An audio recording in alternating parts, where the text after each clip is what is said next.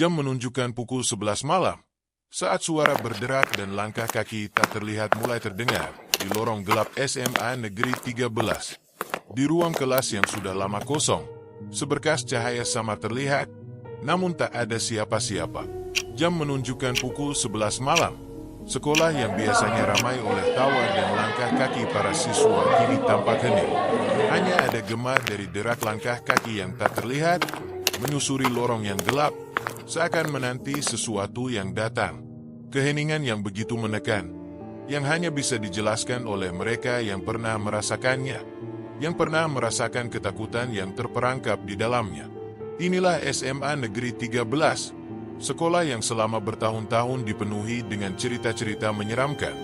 Namun, malam itu, sekelompok siswa justru memilih untuk tetap berada di sana, menerjang kegelapan yang telah lama menunggu mereka. Di salah satu ruang kelas yang terletak di lantai 2, sebuah kelompok siswa yang terdiri dari Andi, Rina, dan Dito sedang duduk berkelompok, mempersiapkan tugas proyek mereka. Mereka adalah siswa yang selalu bersemangat mengejar nilai dan prestasi. Dan kali ini mereka memilih untuk menyelesaikan tugas yang mereka anggap mudah ini di sekolah. Mereka berpikir, sekolah yang sepi akan memberikan mereka ketenangan yang diperlukan untuk menyelesaikan tugas dengan cepat. Namun, ada yang tidak mereka ketahui. Setiap sudut sekolah ini menyimpan kenangan kelam yang tak bisa dihapuskan begitu saja. Andi, sebagai ketua kelompok, memimpin mereka dengan antusiasme yang tampak berlebihan. Wajahnya yang cerah dan senyumnya yang lebar seakan menutupi ketegangan yang mulai dirasakannya. Tempat ini sepi. Kita bisa fokus, katanya dengan suara yang terdengar lebih seperti ajakan daripada saran. Rina, yang berada di sebelahnya, menatap Andi dengan tatapan yang samar-samar ragu. Dia bukan tipe orang yang mudah terbawa suasana, dan perasaan tidak nyaman mulai merayapi dirinya saat melihat lorong yang gelap di luar ruang kelas mereka. Dito, yang selalu tampak lebih santai, malah tampak antusias dengan ide Andi. Kalian gak usah khawatir. Lagi pula, siapa yang percaya sama cerita-cerita serem tentang sekolah ini?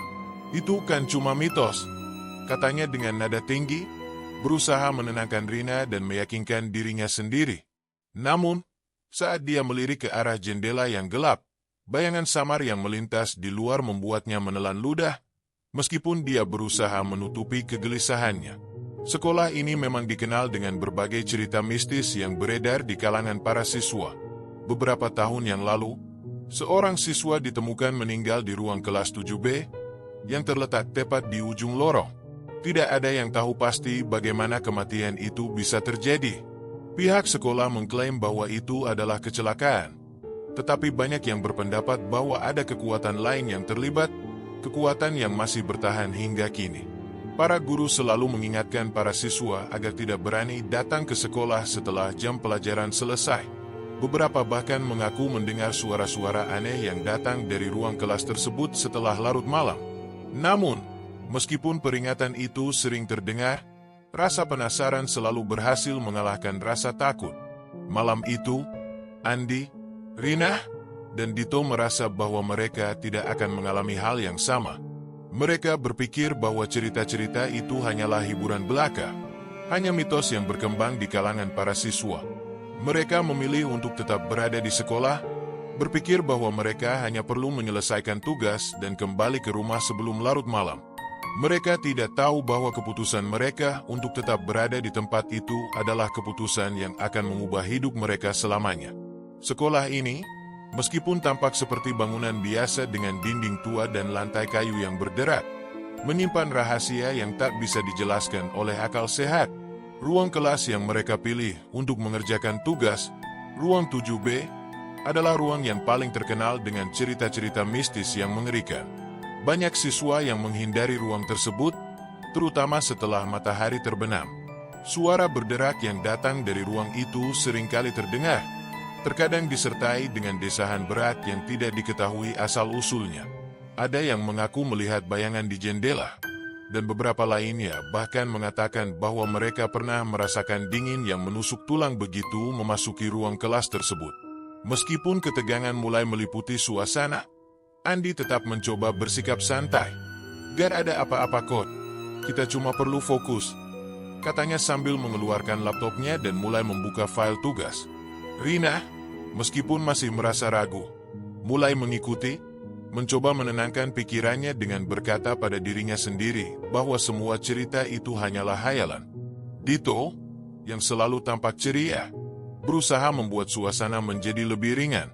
Namun, saat ia membuka buku untuk mencari referensi, langkah kaki yang berat mulai terdengar. Suara itu datang dari ujung lorong, namun mereka tidak melihat siapa-siapa. Andi mendengus. Mungkin ada petugas yang sedang bersih-bersih, ujarnya, meskipun nada suaranya terdengar mulai goyah. Rina menatap Andi dengan penuh keraguan, lalu melirik ke arah pintu yang sedikit terbuka. Dia merasa ada yang aneh dengan keadaan di sekitar mereka, seperti ada mata yang mengawasi mereka dari kegelapan. Meskipun dia mencoba untuk tetap tenang, ada perasaan tidak nyaman yang terus mengganggu dirinya. Seolah-olah dunia sekitar mereka mulai menghilang sedikit demi sedikit, mengubah tempat ini menjadi sesuatu yang jauh lebih menyeramkan daripada yang mereka bayangkan. Saat itulah suara berderak yang terdengar keras sekali, seperti suara kayu yang patah, datang dari arah pintu ruang kelas. Ketiga siswa itu terdiam, dan seketika, suasana yang tadinya terasa biasa-biasa saja berubah menjadi sangat tegang. Andi, yang sebelumnya sangat percaya diri, kini mulai merasakan kegelisahan yang tidak bisa dijelaskan. Ia bergegas bangkit dari kursinya dan berjalan menuju pintu, bermaksud menutupnya. Saat dia melangkah, langkah kakinya terasa semakin berat, seakan ada beban yang menahannya.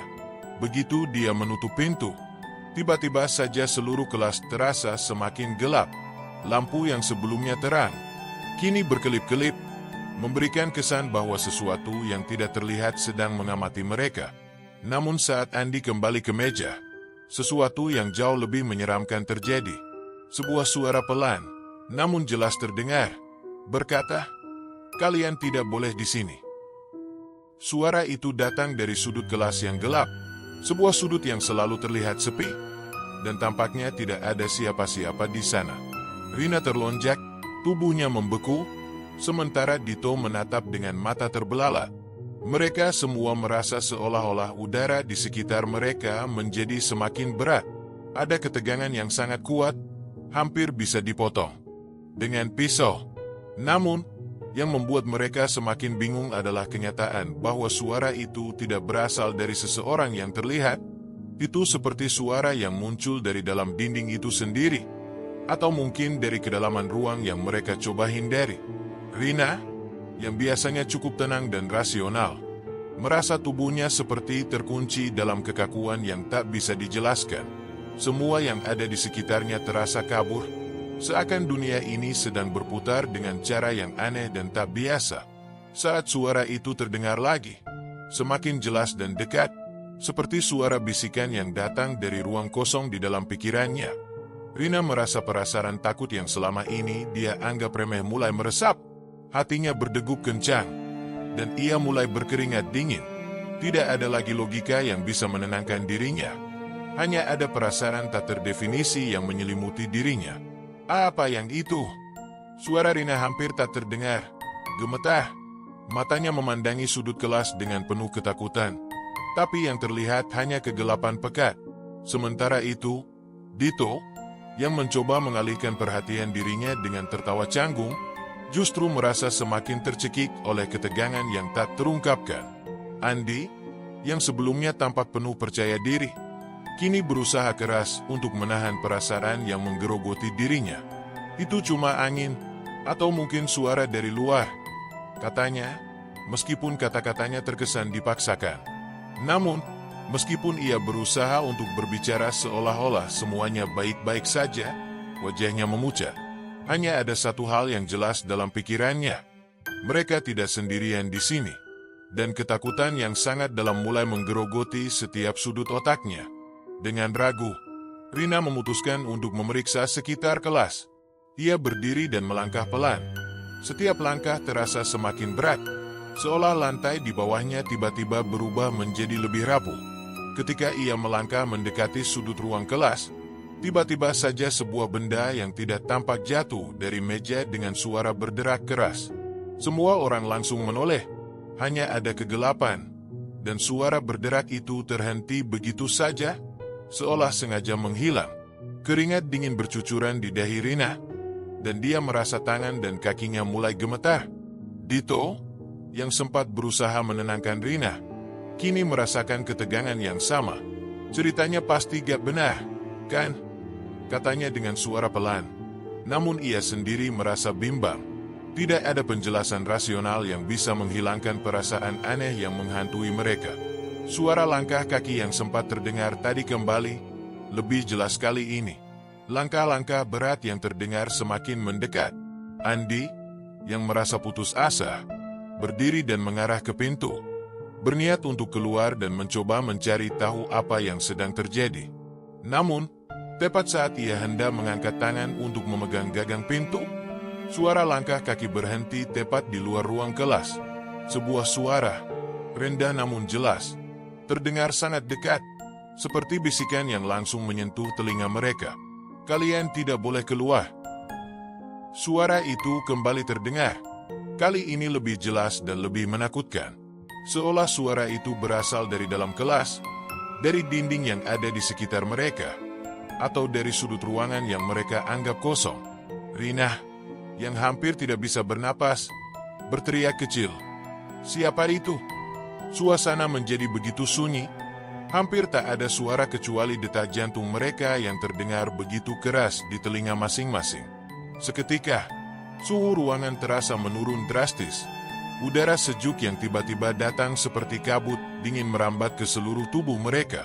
Sementara Andi dan Dito saling berpandangan dengan mata terbelalak. Rina mulai merasakan sesuatu yang lebih aneh lagi. Sebuah ketakutan yang lebih nyata, lebih dekat dari yang pernah ia bayangkan. Tiba-tiba, lampu di ruang kelas berkedip-kedip, semakin cepat, hingga akhirnya padam sama sekali. Dalam kegelapan itu, rasa takut semakin meluap, dan mereka hanya bisa mendengar suara napas mereka yang cepat dan panik. Satu-satunya yang tersisa adalah suara langkah kaki yang semakin jelas. Tanpa bisa menghindar, Andi, Dito, dan Rina terpaksa menunggu dalam kegelapan.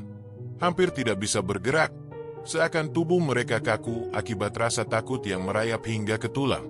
Tak lama setelah itu, suara langkah kaki berhenti, seolah menghentikan seluruh dunia di sekitar mereka.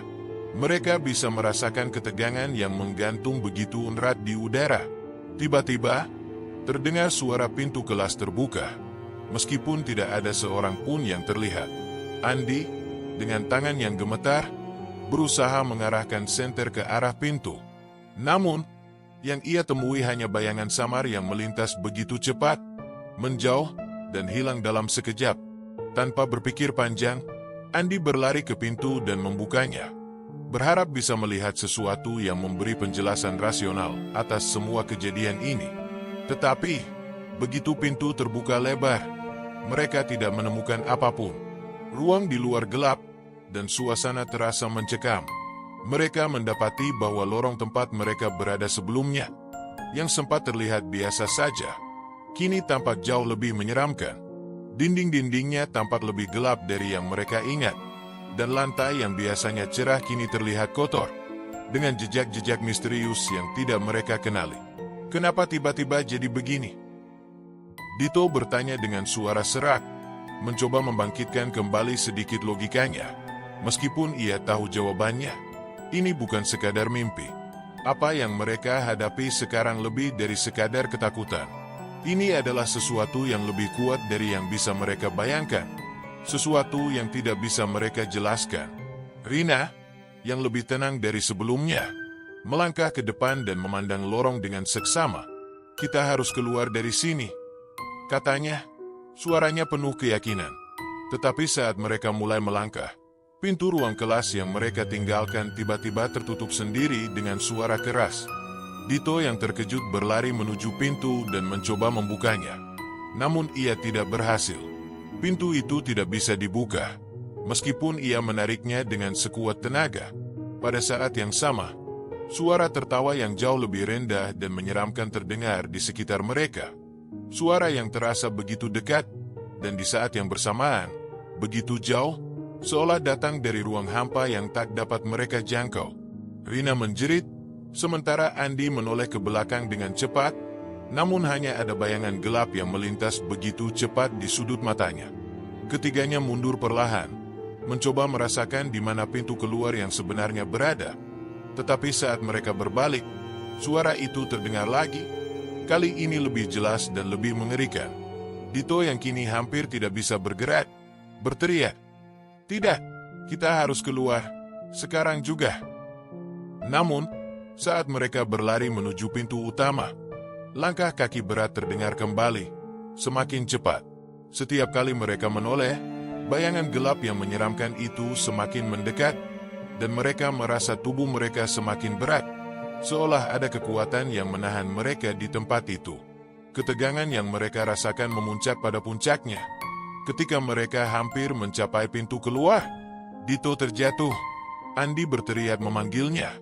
Tetapi pada saat yang sama, suara tertawa yang begitu menyeramkan, yang memekakkan telinga, menggema di seluruh sekolah. Tertawa itu bukanlah suara manusia. Itu adalah suara yang berasal dari sesuatu yang tidak terjangkau oleh nalar. Suara itu terus bergaung di telinga mereka, meninggalkan rasa ngeri yang tak terungkapkan. Pada saat yang bersamaan, Dito, yang terjatuh, tiba-tiba menghilang, entah kemana. Ketika mereka akhirnya berhasil keluar dari ruang kelas dan berlari keluar gedung, suara tertawa itu masih terdengar menggema di udara. Tetapi Dito tak pernah muncul lagi. Jejak darah yang mengarah ke ruang kelas 7B adalah satu-satunya bukti bahwa ia pernah ada di sana. Namun, keesokan harinya, saat mereka kembali ke sekolah dengan harapan bisa mencari penjelasan, ruang kelas 7B tampak biasa saja, bersih dan tidak ada jejak apapun. Dan yang paling aneh adalah, ketika mereka mencari nama Dito di daftar siswa, mereka mendapati bahwa namanya tidak pernah ada. Dia seakan-akan tidak pernah ada.